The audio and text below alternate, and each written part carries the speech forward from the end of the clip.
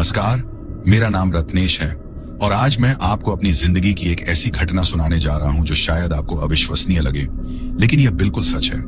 यह कहानी उस समय की है जब मैं दिल्ली में रहता था और एक आईटी कंपनी में काम करता था और उस वक्त मेरी उम्र 28 साल थी और मैं अकेला रहता था। यह घटना 2019 की है। मैं गुरुग्राम के सेक्टर नंबर 47 में एक छोटे से अपार्टमेंट में रहता था। मेरी रोजमर्रा की जिंदगी बिल्कुल सामान्य थी। सुबह ऑफिस जाना, शाम को घर आना और वीकेंड में दोस्तों के साथ घूमना। लेकिन उस रात के बाद से हमेशा के लिए मेरी पूरी जिंदगी बदल गई। उस दिन 15 अक्टूबर का दिन था। मैं रात को लगभग 11 बजे ऑफिस से घर लौट रहा था। उस दिन थोड़ा काम ज्यादा होने की वजह से देर हो गई थी और मैं बस से घर जा रहा था। बस में ज्यादा भीड़ नहीं थी, सिर्फ कुछ ही यात्री थे। मैं खिड़की के पास बैठा था और बाहर की ओर देख रहा था और देखते देखते अचानक मेरी नजर एक लड़की पर पड़ी जो बस स्टैंड पर खड़ी थी। वो बेहद ही खूबसूरत थी, जैसे स्वर्ग से आई हुई कोई अप्सरा हो। लंबे काले बाल, गोरी चमकती त्वचा और बड़ी बड़ी आंखें। उसने सफेद साड़ी पहनी हुई थी जो हवा में लहरा रही थी। जब बस रुकी तो वो अंदर आ गई। मैं तो उसे देखता ही रह गया। वो इतनी सुंदर थी कि मैं उस पर से अपनी आंखें ही नहीं हटा पा रहा था। वो आकर बिल्कुल मेरी आगे वाली सीट पर बैठ गई।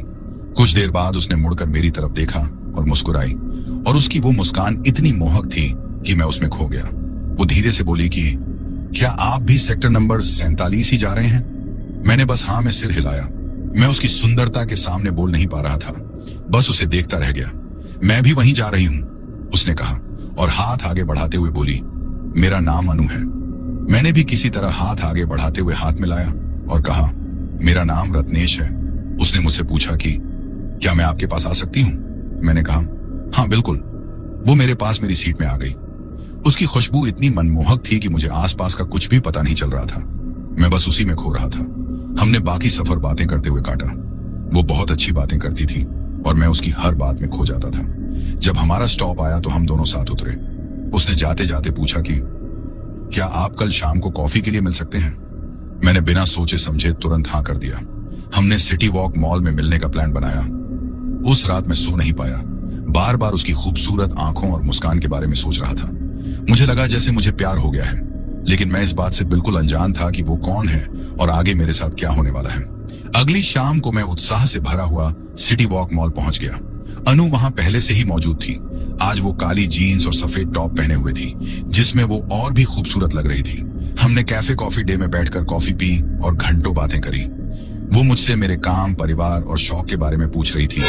मैं उसे सब कुछ बता रहा था, लेकिन जब मैंने उससे उसके बारे में पूछा तो वो बात को टालने लगी और बोली कि मैं यहाँ नई हूँ, अभी कोई काम नहीं कर रही हूँ, कुछ ढूंढ रही हूँ। मैंने पूछा कि कहाँ से आई हो तुम?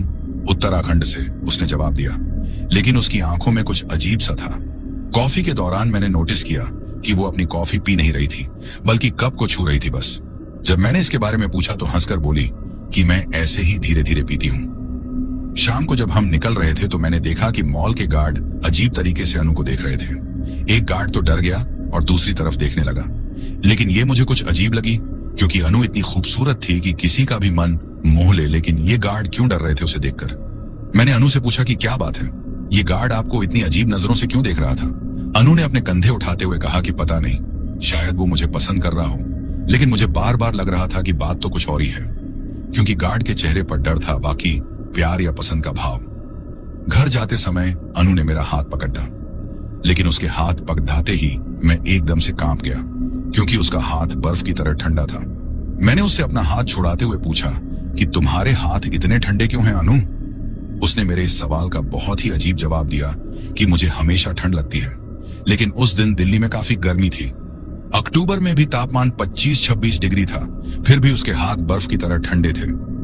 उस रात भी मैं नहीं सो पाया, लेकिन इस बार अनु के ख्यालों में नहीं, बल्कि मॉल में हुए उस वाकये की वजह से। क्योंकि बार बार उस गार्ड के डरे हुए चेहरे और अनु के ठंडे हाथों के बारे में सोच रहा था, लेकिन फिर उसकी खूबसूरती याद आती और सारे संदेह दूर हो जाते। लेकिन शायद मैं उसकी हकीकत से बिल्कुल अनजान था। अगले कुछ दिनों तक हम यूं ही रोज मिलते रहे, कभी पार्क में, कभी मॉल में, तो कभी किसी रेस्टोरेंट में। मैं उसके प्यार में पागल हो रहा था, वो भी मुझसे प्यार करने का दिखावा कर रही थी। लेकिन धीरे धीरे मुझे अजीब बातें नोटिस होने लगी। जैसे नंबर 1, वो कभी खाना नहीं खाती थी, हमेशा कहती थी कि मैं घर से खाकर आई हूं या मुझे भूख नहीं है। नंबर 2, उसके बाल हमेशा परफेक्ट रहते थे, चाहे कितनी भी हवा हो या बारिश हो। नंबर 3, वो हमेशा रात को ही मिलने को कहती थी और दिन में मिलने से मना करती थी। नंबर 4, जब भी हम किसी धार्मिक जगह के पास से गुजरते तो बेचैन हो जाती। नंबर 5, कई बार मैंने देखा कि इंसान ही नहीं बल्कि कुत्ते भी उसे देखकर डरकर भाग जाते थे। एक दिन मैंने उससे सीधा सवाल पूछा कि अनु, तुम्हारे साथ कुछ अजीब है यार, तुम कभी खाना नहीं खाती, हमेशा ठंडी रहती हो और जानवर भी तुमसे डरते हैं, क्या बात है, तुम ठीक तो हो? अनु पहले तो चुप रही, फिर धीरे से बोली कि रत्नेश, कुछ चीजें होती हैं जिन्हें समझाना मुश्किल होता है। मैं तुमसे प्यार करती हूँ, ये सच है, बाकी चीजों पर ध्यान मत दो। मैंने इतना ही कहा कि लेकिन अनु, उसने मेरी बात काटते हुए कहा, प्लीज रत्नेश, मुझ पर भरोसा करो, मैं तुम्हें कभी नुकसान नहीं पहुंचाऊंगी। उसकी बात सुनकर मैं चुप हो गया, लेकिन मन में संदेह बढ़ता ही जा रहा था। उस रात अनु ने कहा कि रत्नेश, क्या मैं तुम्हारे घर आ सकती हूँ? मैं तुम्हारे साथ समय बिताना चाहती हूँ। मैं खुशी से झूम उठा, अरे हाँ हाँ बिल्कुल, आओ ना। अनु मेरे घर आई तो वह दरवाजे पर रुक गई। मैंने पूछा कि क्या हुआ, अंदर आओ ना। उसने पूछा कि क्या मैं अंदर आ सकती हूँ? मुझे यह सवाल थोड़ा अजीब लगा। क्यों नहीं, ये तो मेरा ही घर है। उसने कहा कि मुझे इजाजत चाहिए। मैंने हंसकर कहा, ओके ठीक है बाबा, मैं तुम्हें इजाजत देता हूँ, अब अंदर आ जाओ। वो अंदर आई तो मैंने देखा कि वह दरवाजे पर लगे गणेश जी के छोटे से फोटो से बचकर आई। मैंने इस पर ध्यान तो दिया लेकिन कुछ कहा नहीं, क्योंकि वो पहली बार मेरे घर आई थी और मैं उसे किसी भी बात के लिए ऑकवर्ड फील नहीं कराना चाहता था। वो सोफे पर आकर बैठ गई। मैंने उसके लिए चाय बनाई लेकिन उसने नहीं पी। मैंने फिर पूछा कि कुछ और लों की, तो वो बोली कि नहीं, कुछ भी नहीं चाहिए। हम बात करते रहे। अचानक मेरे पड़ोसी के कुत्ते भौंकने लगे। वे बहुत जोर से भौंक रहे थे, जैसे किसी खतरे को भांप रहे हों। ये कुत्ते क्यों इतना भौंक रहे हैं? मैंने बड़बड़ाते हुए कहा। अनु अचानक बेचैन हो गई और बोली कि लगता है मुझे जाना चाहिए। मैंने कहा कि तुम ठीक हो? अभी तो आई हो और इतनी जल्दी जा रही हो, प्लीज थोड़ी देर और रुक जाओ ना। नहीं रत्नेश, मुझे सच में जाना है, वो उठकर दरवाजे की तरफ जाते हुए बोली। और जैसे ही वो दरवाजे से बाहर गई तो कुत्तों का भौंकना बंद हो गया।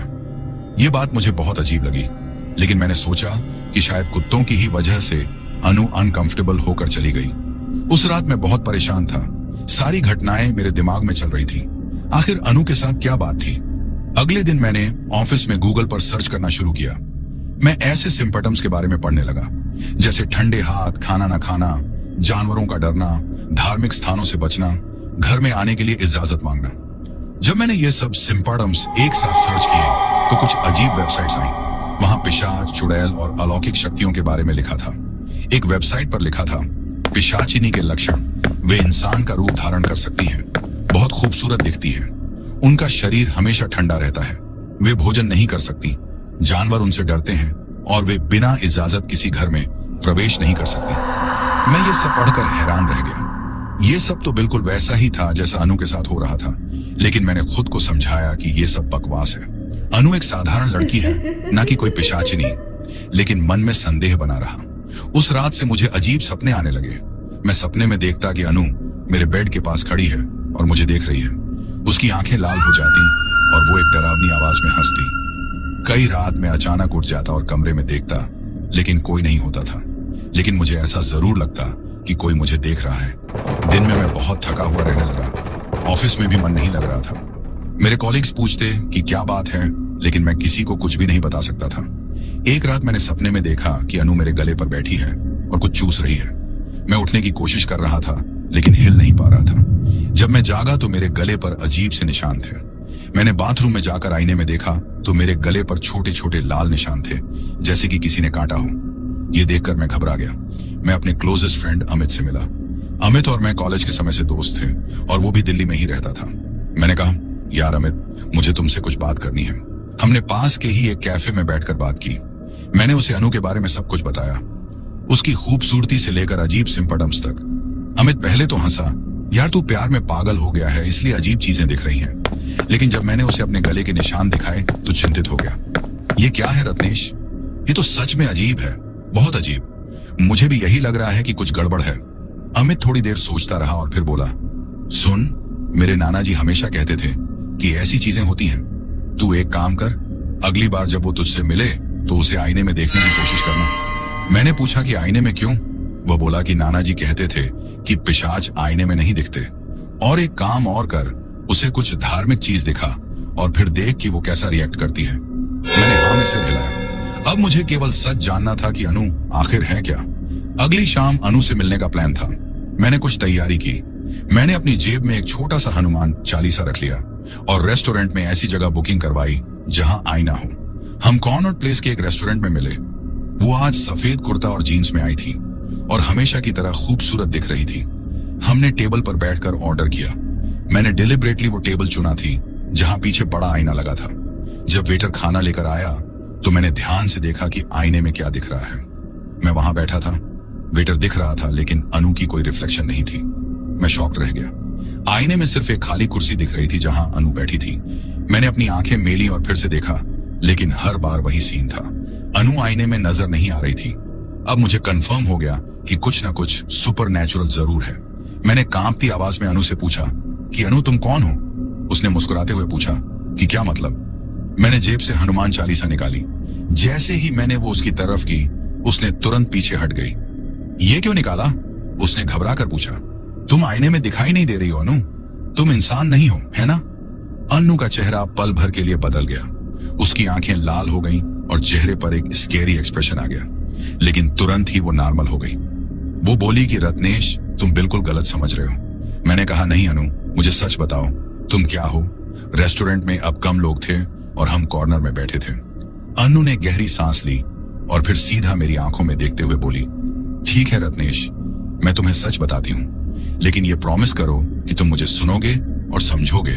मैं हैरानी से उसे देखता रह गया। रत्नेश, मैं एक पिशाचिनी हूँ। ये सुनकर मेरे होश उड़ गए। हालांकि मुझे शक था, लेकिन सच सुनकर मैं डर गया। लेकिन रत्नेश, वो आगे बोली, मैं तुमसे सच में प्यार करती हूँ। मैंने कभी इंसान से प्यार नहीं किया था, लेकिन तुम वो पहला इंसान हो जिसे मैंने चाहा है।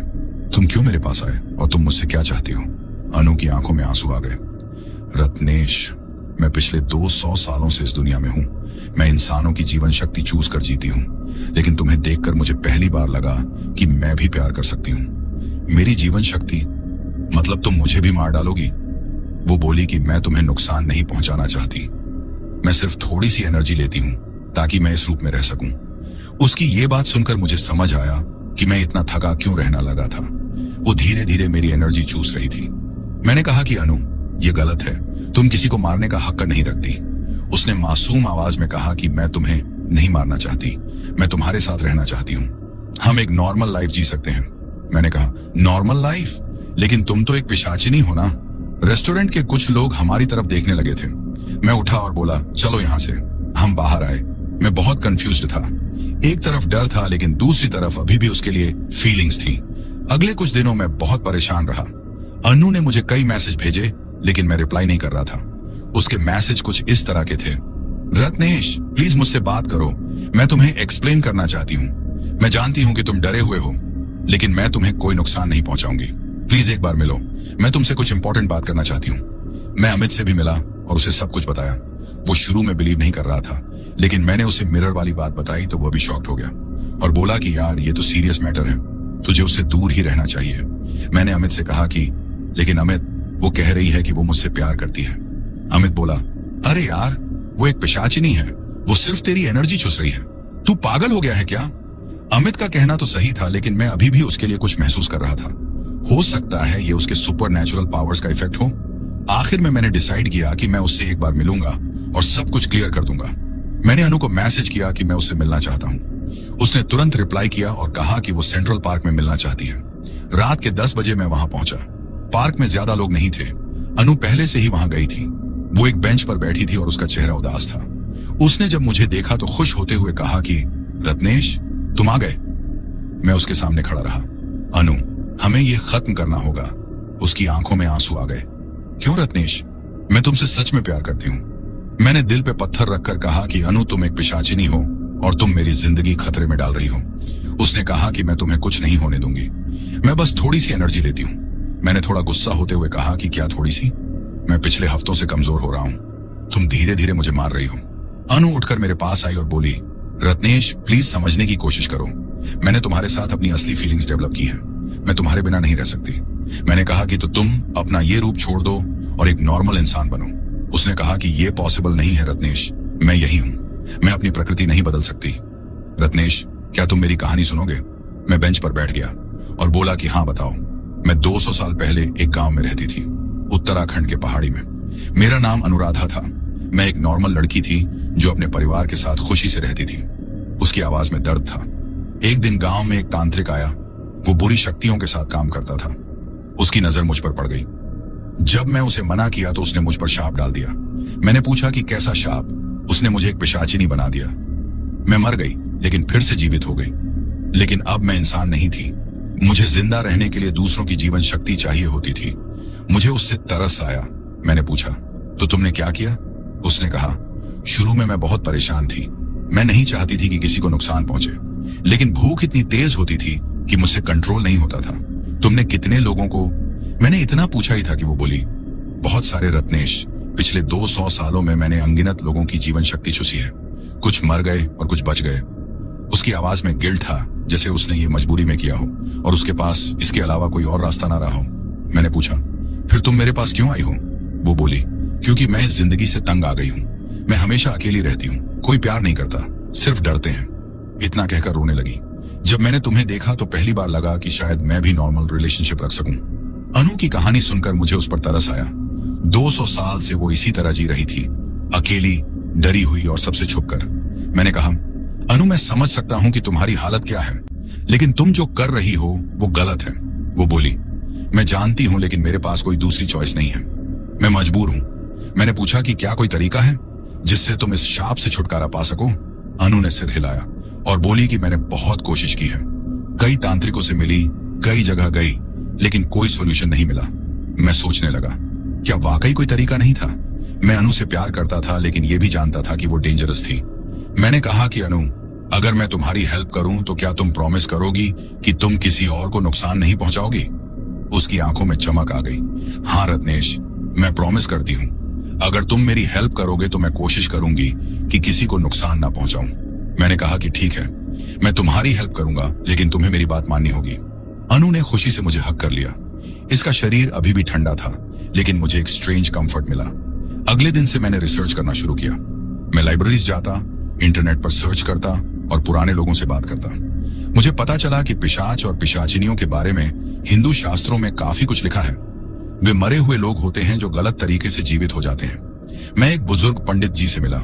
उनका नाम शर्मा जी था और वे इन सब चीजों में एक्सपर्ट थे। उन्होंने कहा कि बेटा, पिशाच से छुटकारा पाना बहुत मुश्किल है, लेकिन नामुमकिन नहीं।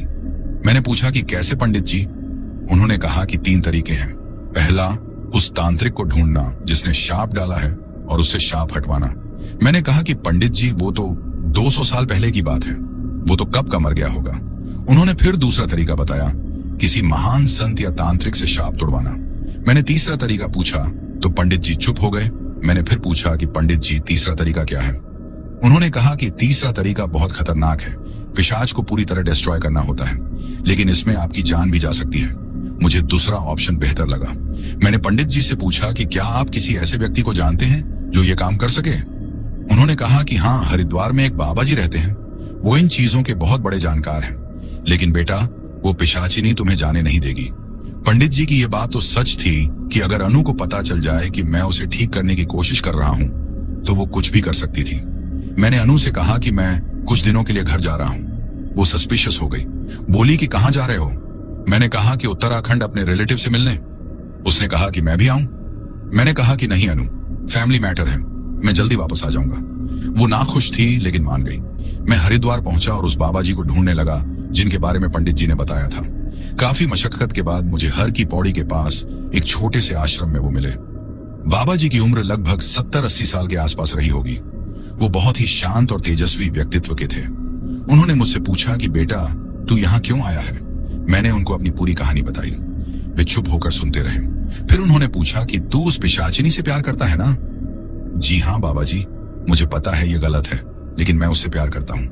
उन्होंने कहा कि बेटा, ये प्यार नहीं है, ये उसके माया जाल का असर है। पिशाचिनी अपने शिकार को अपने वश में कर लेती है। मुझे रियलाइज हुआ कि हो सकता है बाबा जी सही कह रहे हों और शायद जिसे मैं प्यार समझ रहा था वो एक्चुअली उसका जादू हो। मैंने बाबा जी से पूछा कि क्या आप उसकी हेल्प कर सकते हैं? बाबा जी लंबी देर तक सोचते रहे और फिर बोले कि बेटा, ये बहुत कठिन है। 200 साल पुराना शाप है, लेकिन ऐसा नहीं है कि कुछ नहीं हो सकता। मैंने पूछा कि क्या करना होगा। उन्होंने कहा कि तुझे उसे यहां लाना होगा, लेकिन बिना उसकी जानकारी के। अगर उसको पता चल गया तो वो भाग जाएगी या तुम्हें नुकसान पहुंचा सकती है। मैंने कहा कि कैसे लाऊं? उन्होंने कहा कि कोई बहाना बना ले, लेकिन ध्यान रखना यहां आने के बाद वो अपना असली रूप दिखा सकती है। तू डरना मत। बाबा जी ने मुझे कुछ मंत्र सिखाए और एक तबीज दिया और बोले कि ये पहने रहना, ये तुम्हें कुछ हद तक उसके प्रभाव से बचाएगा। मैं दिल्ली वापस आया। अनु मुझसे मिलने के लिए बेचैन थी। उसने पूछा कि तुम कैसे थे, सब ठीक तो है ना? मैंने कहा कि हाँ सब ठीक है, लेकिन अनु एक बात है। उसने पूछा कि हाँ बताओ क्या बात है। मैंने कहा कि मेरे नाना जी बीमार हैं, वो हरिद्वार में हैं और मुझे लगता है कि तुम्हें उनसे मिलना चाहिए। वे तुम्हारे बारे में जानना चाहते हैं। अन्नू की आंखों में डर आ गया। हरिद्वार? वहां तो बहुत सारे मंदिर हैं। मैंने कहा कि हाँ, लेकिन नाना जी को मिलना जरूरी है। अगर हम साथ रहना चाहते हैं तो फैमिली से मिलना पड़ेगा ना। अनु रिलक्टेंट थी, लेकिन आखिर में मान गई। शायद वो भी नॉर्मल रिलेशन चाहती थी। हमने अगले दिन हरिद्वार जाने का प्लान बनाया। उस रात मैंने बाबा जी को कॉल किया और बताया कि अनु को लेकर आ रहा हूं। उन्होंने कहा कि ठीक है बेटा, लेकिन सावधान रहना। सफर के दौरान वो कुछ भी कर सकती है। अगली सुबह हमने ट्रेन ली। जर्नी के दौरान अनु बहुत ही शांत थी। मुझे लगा जैसे वो कुछ सेंस कर रही हो। बोली कि रत्नेश, मुझे कुछ अच्छा नहीं लग रहा है, वापस चलते हैं। मैंने पूछा कि क्यों यार, अभी तो निकले हैं। वो फिर बोली कि मुझे नहीं पता, बस अजीब लग रहा है। मैंने कहा अनु प्लीज, नाना जी आपसे मिलना चाहते हैं। ट्रेन में जब हम हरिद्वार के पास पहुंचे तो अनु और बेचैन हो गई। उसका बिहेवियर स्ट्रेंज हो रहा था। रत्नेश, मैं यहां नहीं रह सकती, यहां की ऊर्जा मुझे परेशान कर रही है। मैंने समझौते हुए कहा कि बस थोड़ी देर और अनु। जब हम हरिद्वार स्टेशन पहुंचे तो अनु को चक्कर आने लगा। मुझे समझ आ गया कि रिलीजियस प्लेस की वजह से उसे प्रॉब्लम हो रही थी। मैं अनु को बाबा जी के आश्रम ले गया। वो पूरे रास्ते परेशान थी और बार बार वापस जाने की बात कर रही थी। जब हम आश्रम पहुंचे तो बाबा जी बाहर खड़े थे, जैसे वो हमारा ही इंतजार कर रहे हो। अनु को देखते ही उनकी आंखों में एक अजीब तेज आ गया। तो तुम ही हो वो पिशाचिनी? बाबा जी ने कहा। अनु शॉक्ड रह गई। रत्नेश, ये क्या है? तुमने मुझे धोखा दिया। वो वहां से भागने की कोशिश करने लगी, लेकिन बाबा जी ने कुछ मंत्र पढ़े और वो वहीं रुक गई। तुम यहां से नहीं जा सकती, ये पवित्र भूमि है, बाबा जी ने कहा। अनु का चेहरा बदलने लगा। उसकी आंखें लाल हो गईं और उसके दांत शार्प दिखने लगे। मैं इस लड़के से प्यार करती हूं, तुम मुझसे इसे छीन नहीं सकते, उसने एक डरावनी आवाज में कहा। बाबा जी बोले कि यह प्यार नहीं है दुष्ट आत्मा, तू इस बच्चे की जीवन शक्ति चूस रही है। अब अनु अपना असली रूप दिखाने लगी। जो पहले जितनी खूबसूरत थी अब उतनी ही डरावनी लग रही थी। उसके बाल बिखर गए थे, नाखून लंबे हो गए थे और आंखें पूरी तरह लाल हो गई थीं। तुमने मुझे धोखा दिया है रत्नेश, वो चिल्लाते हुए बोली। मैं डर गया था, लेकिन बाबा जी ने मुझे साहस दिया। डरो मत बेटा, यही उसका असली रूप है, वो नहीं जो तुमने देखा था। बाबा जी ने अनु के चारों ओर एक सर्कल बनाया और कुछ मंत्र पढ़ने लगे। अनु उस सर्कल से बाहर नहीं निकल पा रही थी। बाबा जी बोले कि 200 साल पहले तुझ पर जो शाप डाला गया था मैं उसे तोड़ सकता हूं, लेकिन तुझे अपनी सारी गलतियों का प्रायश्चित करना होगा। अनु ने पूछा कि क्या प्रायश्चित? अब उसकी आवाज नॉर्मल हो गई थी। तूने जितने लोगों को नुकसान पहुंचाया है उसका बदला चुकाना होगा, तुझे कई जन्मों तक सेवा करनी होगी। अनु रोने लगी। लेकिन मैं नहीं चाहती कि ऐसा हो, मैं मजबूर थी। बाबा जी बोले कि मैं जानता हूं, इसलिए तुझे मोक्ष का रास्ता दे रहा हूं, लेकिन यह आसान नहीं होगा। बाबा जी ने मुझे अलग साइड में ले जाकर कहा कि बेटा अब तुझे डिसाइड करना है, या तो मैं इसका श्राप तोड़ दूं लेकिन ये मर जाएगी, या फिर इसे वैसे ही छोड़ दूं। मैंने कहा क्या मर जाएगी? उन्होंने कहा कि हाँ, श्राप टूटने के बाद इसकी आत्मा को शांति मिलेगी, लेकिन ये शरीर छोड़ देगी। मैं बहुत कंफ्यूजन में था। एक तरफ अनु को बचाने की इच्छा थी, दूसरी तरफ यह भी पता था कि वो डेंजरस थी। मैं अनु के पास गया। अब वो अपने नॉर्मल रूप में थी, लेकिन बहुत वीक लग रही थी। मैंने पूछा कि अनु तुम क्या चाहती हो? वो बोली कि रत्नेश, मैं इस जिंदगी से परेशान हूं। 200 सालों से मैं ये बोझ लिए घूम रही हूं। अगर मुझे शांति मिल सकती है तो मैं रेडी हूं। मैंने कहा लेकिन तुम मर जाओगी। वो बोली कि रत्नेश, मैं तो कब की मर चुकी हूं, ये सिर्फ एक श्रापित अस्तित्व है, मुझे जाने दो। उसकी बात सुनकर मेरा दिल दुख रहा था, लेकिन मैं जानता था कि यही सही है, उसके लिए भी और हम सब इंसानों के लिए भी। मैंने बाबा जी से कहा कि वे श्राप तोड़ दें ताकि वो मुक्त हो सके। उन्होंने एक बड़ी रिचुअल करनी शुरू की। अनु को एक यज्ञ के चारों ओर बैठाया गया। बाबा जी ने बहुत सारे मंत्र पढ़े और यज्ञ में कई चीजें डाली। धीरे धीरे अनु वीक होने लगी। वो मुझे देखकर मुस्कुराई और बोली, रत्नेश थैंक यू, तुमने मुझे 200 साल की पीड़ा से मुक्ति दिलाई है। आई लव यू रत्नेश, मैं तुमसे सच में प्यार करती थी, ये याद रखना। उसकी यह बात सुनकर मेरी आंखों में सच में आंसू आ गए। मैं बोलना तो चाहता था लेकिन कुछ बोल नहीं पाया।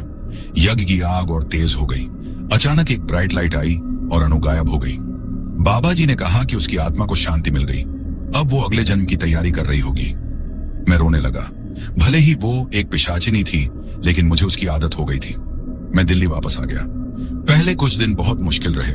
मुझे बार बार अनु की याद आती थी, लेकिन धीरे धीरे मैं नॉर्मल होने लगा। मुझे रियलाइज हुआ कि मेरी एनर्जी वापस आ रही थी। मैं फिर से फ्रेश और एक्टिव महसूस कर रहा था। अमित से मैंने सब कुछ शेयर किया। पहले तो वो भरोसा नहीं कर रहा था, लेकिन जब उसने देखा कि मैं कितना बदल गया हूं तो वो भी मान गया और कहा कि यार तू सच में एक सुपरनैचुरल एक्सपीरियंस से गुजरा है। मैंने कहा कि हाँ अमित, अब मुझे पता है कि ये दुनिया सिर्फ वही नहीं है जो हम देखते हैं। इस घटना से मुझे कई सबक मिले कि सब कुछ वैसा नहीं होता जैसा दिखता है। अनु बहुत खूबसूरत और प्यारी लग रही थी, लेकिन वास्तविकता कुछ और ही थी। अपनी इंस्टिंक्ट्स पर भरोसा करना चाहिए, जैसे मुझे शुरू से ही लग रहा था कि कुछ अजीब है, लेकिन मैंने इग्नोर कर दिया। अलौकिक शक्तियां एग्जिस्ट करती हैं। इस एक्सपीरियंस ने मुझे बताया कि इस दुनिया में बहुत कुछ ऐसा है जिसे साइंस एक्सप्लेन नहीं कर सकती। कभी कभी डिफिकल्ट डिसीजन लेने पड़ते हैं, जैसे अनु को जाने देना मुश्किल था, लेकिन यही सही था। एक्सपर्ट लोगों की हेल्प लेनी चाहिए। अगर बाबा जी नहीं होते तो पता नहीं क्या होता। और आज जब मैंने ये कहानी निराग भाई के साथ शेयर की, 5 साल हो रहे हैं उस बात को, लेकिन आज भी ऐसा लगता है जैसे ये क्लासिक कुछ कल ही हुआ हो। मैंने एक नॉर्मल लड़की से शादी की है और हमारा एक बच्चा भी है, लेकिन कभी कभी रात को मुझे अनु की याद आती है। वो एक पिशाचिनी थी, लेकिन उसके अंदर भी इमोशंस थे। वो भी प्यार करना चाहती थी, नॉर्मल लाइफ जीना चाहती थी। मुझे खुशी है कि उसकी आत्मा को शांति मिली और मैं ग्रेटफुल हूं कि मैं इस एक्सपीरियंस से सेफ निकल गया। अगर आपके साथ कभी कुछ ऐसा अजीब हो तो डरना नहीं है, बल्कि समझदारी से काम लेना है। और हाँ, एक्सपर्ट लोगों से हेल्प लेने में कोई शर्म नहीं है। ये दुनिया बहुत रहस्यमय है, हम सब कुछ नहीं जानते, इसलिए हमेशा अलर्ट रहना और अपनी सेफ्टी को प्रायोरिटी देना। कुछ महीने बाद मुझे हरिद्वार से बाबा जी का लेटर आया। उसमें लिखा था, बेटा रत्नेश, तुमने बहुत अच्छा काम किया। उस पिशाचिनी की आत्मा को शांति मिल गई है। वह अब अपने अगले जन्म की तैयारी कर रही है। तुम्हारी वजह से एक आत्मा को मुक्ति मिली। यह तुम्हारे लिए पुण्य का काम है।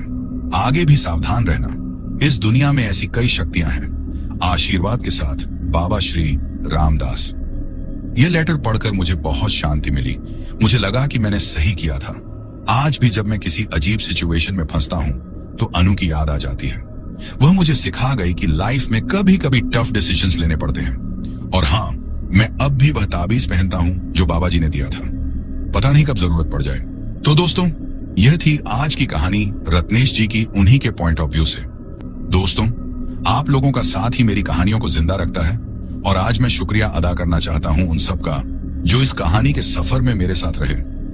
सबसे पहले नाम आता है नेहा रावत जी का, जो कि दिल्ली से हैं, प्रीति जी लखनऊ से हैं, राधा प्रेम संदेश जी, कुलविंदर कौर जी लुधियाना पंजाब से हैं, कमल तरुण पटनायक जी, मुस्कान जी हिमाचल से हैं, जेनी वोंग जी, शिवा जी, विद्युत जी असम से हैं, राहुल गुरुंग जी, अश्विनी कुमार नायक जी असम से हैं, सौरभ चौबे जी रायगढ़ छत्तीसगढ़ से हैं, मोनुज रॉय जी असम से हैं, ऋषि वाघमारे जी मालेगांव से हैं, त्रिभुवन नारायण जी कानपुर से हैं, नेहा नाज जी झारखंड से हैं, गुरुचरण सिंह जी, अर्पण चक्रवर्ती जी आसनसोल से हैं, अरुण सोनमणि जी नासिक से हैं, कविता जी, अनुज कुमार मिश्रा जी अयोध्या उत्तर प्रदेश से हैं, चित्रा सिंह जी चुनाजी नागालैंड से हैं, अभिषेक जी उत्तर प्रदेश से हैं, मनोज बर्मन जी असम गुवाहाटी से हैं, चिरंजीत जी नोएडा से हैं, आशा सोलंकी जी, मुन्ना सोनकर जी, तरुण बंसीवाल जी, जिशान सैयद जी मंगल ग्रह से हैं, संझोरित कौर जी भटिंडा पंजाब से हैं, महबूब अख्तर जी नित्य भट्ट जी वडोदरा से हैं, रिंकू जी असम से हैं, के एल शर्मा जी हिमाचल प्रदेश से हैं, सपना जी अमृतसर से हैं,